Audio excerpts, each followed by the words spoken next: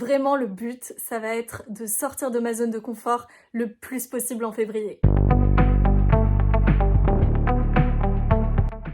Bonjour à tous et bienvenue dans cette nouvelle vidéo où j'ai décidé de vous parler de mes engagements pour février 2025. Alors, d'où m'est venue cette idée? Elle part en fait d'une vidéo que j'ai visionnée il y a quelques temps déjà de Grégoire Dossier, que vous connaissez sûrement ou pas, mais en tout cas, c'est un youtubeur très connu pour aider les étudiants à se développer autant professionnellement que personnellement, finalement. Bref, ce youtubeur, il m'inspire beaucoup et à la fin d'une de ses vidéos, alors je sais plus laquelle, si jamais je vous la retrouve, je vous la mets en barre d'infos. Il expliquait que la meilleure manière de remplir ses objectifs, c'est de s'engager. Vraiment s'engager auprès de personnes qui vont, voilà, un peu avoir cette fonction de garant. Je vous donne un exemple tout bête. Une fois que j'ai visionné cette vidéo, je me suis dit mais oui, mais c'est ça. Il faut que je m'engage auprès de personnes.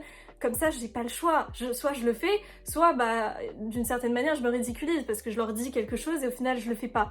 Et moi, c'est pas comme ça que je me vois. Donc si je m'engage, je vais jusqu'au bout. Et donc le but, ça a été de trouver un objectif qui soit pas inatteignable, parce que sinon ça sert à rien, mais en même temps qui me challenge un peu. Ce que j'ai fait, c'est que j'ai posté une story sur Instagram il y a 2 ans de ça, pour prévenir les personnes qui me suivaient que voilà, je me lançais un challenge que j'avais appelé le challenge 15 sur 15, et en fait le but c'était que tous les jours, j'allais poster une story pendant 15 jours pour valider le fait que j'avais fait du sport et que j'avais fait un dessin, parce que mon but c'était de dessiner pendant 15 jours, vu que j'adore le dessin. Et ça a fonctionné. C'est-à-dire que pendant ces 15 jours, je m'y suis tenue. Et au bout de ces 15 jours, ce qui s'est passé, c'est que le challenge 15 sur 15 s'est transformé en challenge 30 sur 30. Et ensuite, je crois même qu'il a évolué jusqu'à 40 sur 40, et même bien plus. Pour vous dire que c'est chacun son rythme, c'est des petits pas, ça a marché pour moi, donc je réitère l'expérience, bien sûr. Et donc moi, mon but en février 2025, ça va être de m'engager auprès de vous, de respecter 5 choses. Engagement numéro 1. Pour ce mois de février, je m'engage à faire 30 minutes de sport par jour pendant 28 jours. Ce premier point, il me tient beaucoup à cœur parce que je me suis rendu compte du bienfait que ça m'avait fait justement de me tenir à ces mini-challenges de 15, 20, 30 jours. Et notamment, ce qui m'avait permis de tenir, c'était, donc oui, les stories régulières, mais surtout de suivre le programme gratuit de Eric Flag. Je lui fais un peu sa petite pub, mais il le mérite parce que ce programme-là, déjà vous pouvez l'adapter à votre sauce. Et ensuite, il est très motivant parce que Eric, déjà il est de nature très positive et ça booste. Pareil, je pense que je vous mettrai le lien en barre d'infos pour voir le programme si ça vous intéresse. En tout cas, c'est de la musculation. J'aime l'adapter en fonction de ce que moi j'aime faire, et notamment la course à pied et la danse, enfin voilà. Donc ça, c'est un bon starter pack, je pense, si on a envie de se mettre à la muscu, au sport en général. Je propose même des exercices d'assouplissement, donc il y a pas mal de choses sympas. Deuxième point, réduire mon temps sur les applications de TikTok et d'Instagram à 30 minutes max par jour. Ça aussi, c'est un challenge de taille parce que j'y passe quand même un certain temps par jour et souvent je m'en rends pas compte. Et c'est là où les 30 minutes vont venir à ma rescousse. Comment je vais procéder? Parce que j'ai besoin d'une aide, vous voyez. Mon aide, ça va être mon téléphone portable sur lequel je vais mettre un timer de 30 minutes. À chaque fois que je vais aller sur ces applications, j'enclenche le timer. En fait, ça va me laisser le temps d'uploader les vidéos sur les différentes applications, tout en me permettant de visionner, voilà, par-ci par-là, celles des personnes qui m'inspirent ou des personnes de mon entourage, mais pas plus. Je veux dire, 30 minutes, je pense, c'est chaud hein, mais en vrai, je pense que c'est largement suffisant pour faire le tour, je pense que c'est faisable. Et on passe à l'engagement numéro 3. Tenir un carnet de nouvelles choses et mon journal de bord. Alors, qu'est-ce qu'un carnet de nouvelles choses, Lina? Un carnet de nouvelles choses, c'est un carnet dans lequel je prévois d'écrire les nouvelles choses que j'aurai apprises pendant ce mois de février. Mais ça peut vraiment varier, c'est-à-dire, pour vous donner un exemple, j'ai appris il y a 3 jours l'existence d'un mot pusillanime, ce mot barbare. Ce mot, je ne l'avais jamais entendu nulle part. Être pusillanime, c'est manquer d'audace. Et si vous regardez cette vidéo, je sais que vous n'êtes pas pusillanime. Bref, le but, c'est vraiment de me rendre compte à quel point je tente des trucs dans ma vie et j'essaye des nouvelles choses et voilà, et à quel point aussi ça peut faire la différence. Et le journal de bord, il est complémentaire puisque c'est dans ce journal que généralement j'écris mes to-do list de la journée et aussi que je tiens mes gratitudes, c'est-à-dire que je vais simplement lister parfois des choses qui me sont arrivées dans la journée et qui sont super cool, super chouettes, et donc je leur donne encore plus de force, vous voyez, en les notant par écrit. Et je fais une petite parenthèse ici, mais parenthèse super importante, c'est que franchement, je trouve qu'on ne mesure pas à quel point les petites choses, les pensées aussi qu'on a peuvent vraiment changer notre quotidien. C'est-à-dire que avec simplement par exemple l'écriture d'un mot sur une feuille, je sais pas, vous écrivez, je sais que cette journée tu vas tout déchirer, c'est sûr, tombez dessus de lire ça,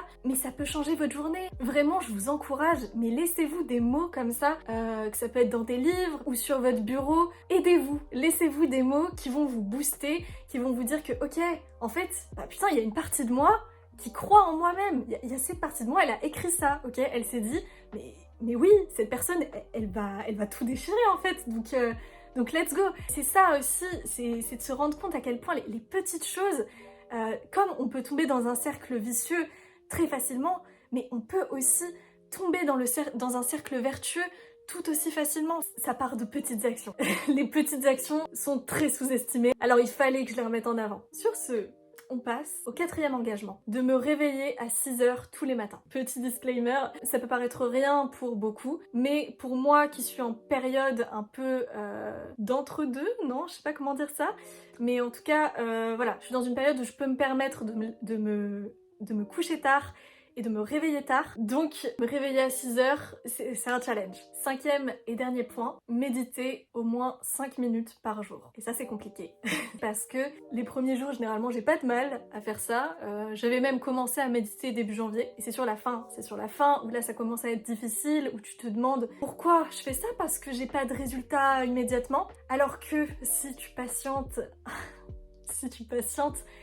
mais ils sont là les résultats. En fait, en 28 jours, je sais que ça aura des résultats. Là, le but, vous l'aurez compris, c'est vraiment de travailler sur ma santé physique et mentale. Et la méditation, c'est quelque chose, je pense, un peu sous-estimé. En tout cas, ceux qui ne connaissent pas la méditation vont très vite penser qu'il faut faire le vide dans son esprit, alors que c'est pas ça du tout. C'est vraiment être dans l'instant présent. Et généralement, on conseille de se focaliser sur sa respiration parce que ça nous permet d'être focalisés sur nous-mêmes et sur l'instant, en fait. On inspire, on respire, on s'en rend pas compte.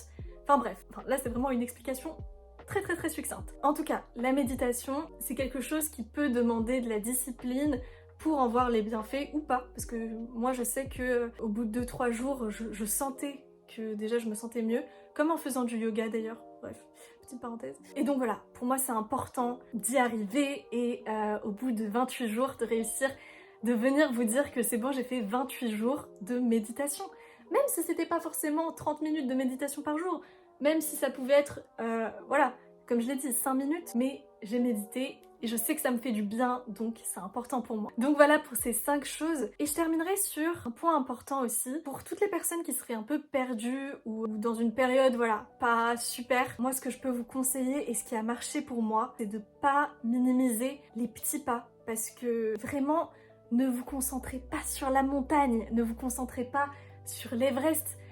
Concentrez-vous sur les étapes, les petites étapes qui vont vous mener à un but. Vraiment, la question qu'il faut se poser, je pense, pour toute personne qui veut réussir quelque chose, c'est quelle est la prochaine petite étape? Que voilà, vous la mettiez sur un cadre, mais quelle est la prochaine petite étape? Prochaine petite étape, c'est peut-être faire son lit le matin, c'est peut-être faire du tri dans vos vêtements, ou alors tout simplement sortir un peu, prendre l'air dehors. Mais voilà, ces petites étapes, elles vous permettent de prendre du recul et d'y aller. On mérite tous une vie extraordinaire. Lancez-vous et faites-vous confiance parce qu'il n'y a que vous qui sachiez ce qui est bon pour vous. C'est un peu bateau de le dire, mais c'est vrai, à plusieurs, on va plus loin. Donc n'hésitez pas à noter en commentaire les actions, vos prochains engagements pour les mois à venir parce que c'est puissant. Enfin, je veux dire, moi, cette vidéo-là, je me suis engagée auprès de vous. Ce qui est important, c'est chacun son rythme. Donc voilà, mon but, ça va être de revenir peut-être fin février pour vous dire « Hey, vous vous rappelez de cette vidéo ?» Bah oui, c'est bon, j'ai réussi. Donc voilà, je vous remercie énormément d'avoir visionné cette vidéo jusqu'au bout. Je vous souhaite bon courage pour ce mois de février et surtout n'hésitez pas à prendre quelques jours pour voilà, peut-être lister les choses que vous voulez réussir à faire, une nouvelle routine que vous voudriez avoir en février 2025 ou plus loin si vous regardez cette vidéo à un autre moment. Mais en tout cas, je sais que noter mes objectifs, ça m'aide à en faire une réalité. Donc let's go! Se donner à 1000% pour réussir ce qu'on veut réussir et je suis de tout cœur avec vous. Donc let's go! Encore une fois, ça va le faire. Moi je vous dis à bientôt. Prenez soin de vous. Salut!